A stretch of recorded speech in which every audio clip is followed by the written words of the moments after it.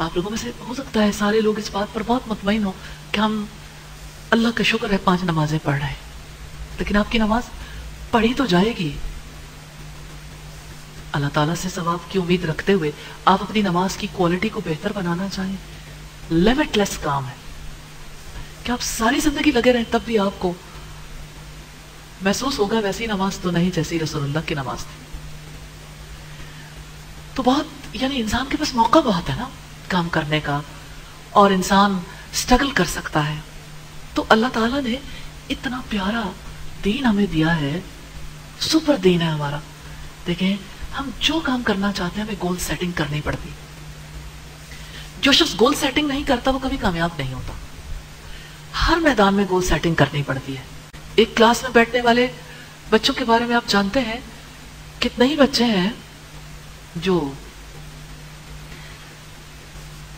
Class میں بیٹھنے کے باوجود فیل ہو جاتے ہیں، کچھ درمیانے درجے پہ رہتے ہیں، کچھ اے گریڈ تک پہنچ چلے جاتے ہیں، کچھ اے پلس پہ جاتے ہیں، کچھ ڈراپ کر جاتے ہیں۔ سب ایک جیسے کیوں نہیں رہتے؟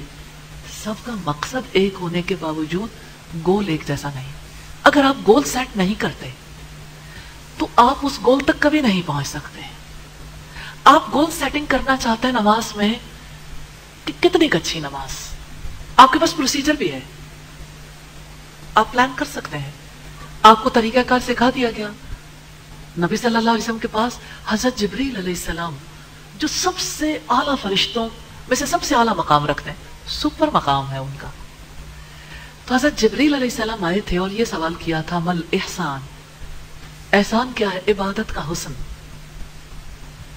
احسان حسن سے ہے، کسی بھی چیز میں جو سب سے اعلیٰ مقام ہوتا ہے اس کو احسان کہتے ہیں۔ جیسے آپ جب اسلام قبول کرتے ہیں تو پہلا درجہ ہے، ایمان دوسرا درجہ ہے، اور احسان تیسرا درجہ ہے۔ تو احسان نماز کا حسن کیا ہے؟ تو حضرت جبریل علیہ السلام نے سوال کیا تو آپ صلی اللہ علیہ وسلم نے جواب دیا ان تعبد اللہ کأنک تراہ، تم اللہ تعالیٰ کی عبادت ایسے کرو گویا کہ تم اسے دیکھتے ہو۔ فَإِن لَمْ تَكُنْ تَرَاهُ فَإِنَّهُ يَرَاكَ، پھر اگر تم اسے نہیں دیکھتے وہ تو تمہیں دیکھتا ہے۔ یعنی عبادت میں آپ یا تو رب کی نظروں کو اپنے اوپر محسوس کریں یا اللہ تعالیٰ کو اپنے سامنے محسوس کریں، دونوں کام ہوتے ہیں، ہو سکتے ہیں۔ ان اچیویبل ٹارگٹ نہیں ہے، لیکن کتنا، کب تک، پھر بھی کرتے کرتے کہاں تک جانا ہے؟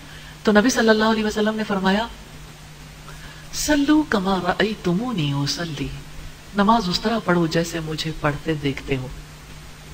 تو جو نبی صلی اللہ علیہ وسلم کو نماز پڑھتے دیکھتے تھے وہ صرف بظاہر تو ظاہر کو دیکھتے تھے، آپ کی کیفیت کا اظہار آپ کے وجود سے بھی ہوتا تھا۔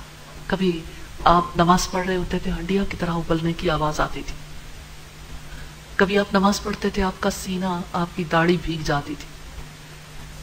حضرت عائشہ نے بھی آپ کو نماز پڑھتے دیکھا تھا، صلو کما رأیتمونی اصلی۔ سیدہ عائشہ کہتی ہے کہ نبی صلی اللہ علیہ وسلم ایک رات میرے پاس آئے، آپ نے میرے ساتھ وقت گزارا، پھر کہنے لگے عائشہ آپ مجھے اجازت دو تو میں اپنے رب کی عبادت کر لوں۔ حضرت عائشہ بھی ذہین بھی تھی اور اپنی بات کا اظہار بھی بہت عمدگی سے کرتی تھی۔ کہنے لگی کہ مجھے آپ کا قرب عزیز ہے اور آپ کی چاہت کا میں احترام کرتی ہوں، اس لیے میں کچھ نہیں کہوں گی، آپ جو کرنا چاہتے ہیں کر لیں۔ کہ انہوں نے اپنی چاہت بھی رکھ دی کہ میں چاہتی ہوں کہ آپ میرے ساتھ وقت گزارو، لیکن آپ عبادت کرنا چاہو تو میں آپ کو روکوں گی نہیں۔ آپ صلی اللہ علیہ وسلم اٹھے، وضو کیا، جب نماز پڑھی طویل قیام کیا، روتے رہے، طویل رکوع کیا، روتے رہے، طویل سجدہ کیا، روتے رہے۔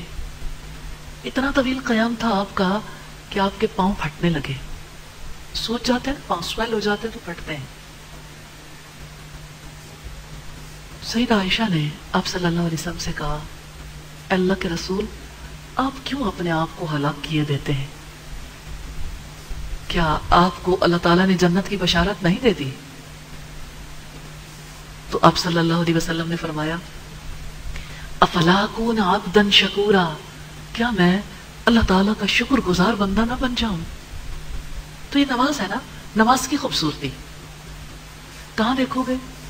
آپ کی نظروں میں کون رہے؟ اللہ تعالیٰ کے رسول. گول سیٹ ہو گیا نا. اتنی اچھی نماز ضرور کرنی ہے اور ساری زندگی کوشش کرتے رہے.